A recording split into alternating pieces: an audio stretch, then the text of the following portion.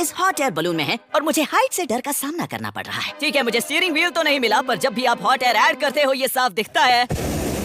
हम ऊपर जाते हैं। हॉट एयर बलून्स कुछ स्ट्रेट फॉरवर्ड फिजिक्स का यूज करते हैं और नाम में ही क्लू है। हॉट एयर कोल्ड एयर से कम डेंस होती है और हमने अपने कोक कैन से सीखा है कि लेस डेंसिटी वाली चीजें ऊपर उठती हैं। तो जब मचेयो ऐसा करते हैं और बलून की हवा गर्म करते हैं, वो हमें बेसिकली डायरेक्ट कोकिंग कर रहे हैं और धीरे धीरे बाहर की हवा बलून के अंदर की हवा को ठंडा कर देती है, इसे ज्यादा डेंस बना देती है और फिर हम आम कोक की तरह नीचे आने लगते हैं। तो तुम्हारे पास बस यही कंट्रोल है कि हम ऊपर जाएं या नीचे। सही। लेकिन तुमने कहा था कि तुम मुझे जहाँ चाहूँ वहाँ लैंड करवा सकोगे। वो भी सही है। लेकिन अगर हवा उस तरफ जा रही हो और मैं वहाँ लैंड करना चाहूँ तो ये तो जादू होना चाहिए। हाँ, तो हम ये करेंगे। ठीक है, यहाँ रुको, क्योंकि मचेयो का आंसर समझने के लिए आपको पहले दो बातें समझनी होंगी। पहली बात यह है कि अगर आपके घर के पीछे हवा एक डायरेक्शन में चल रही है तो 1000 फीट ऊपर ये अलग डायरेक्शन में होगी और उससे 1000 फीट और ऊपर ये बिल्कुल अलग होगी। तो सवाल ये उठता है कि मचेयो को अलग अलग ऊंचाई पर हवा की स्पीड और डायरेक्शन कैसे पता चलती है।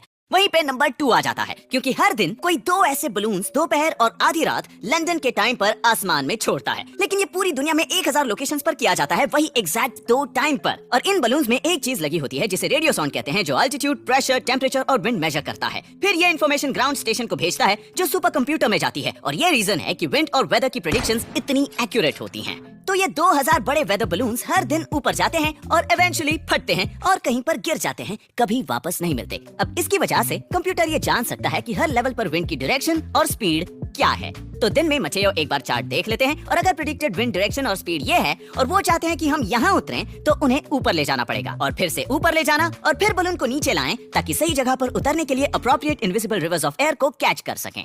तो हॉट एयर बलून्स खुद नहीं चलते, कम से कम जैसे हम सोचते हैं वैसे नहीं। ये एक टैग टीम की तरह है मदर नेचर के साथ। तो कुछ वेज में वो जादू से चलाने वाला पायलट नहीं बल्कि वेदरमैन है, जिसका इसलिए पहुंचाया।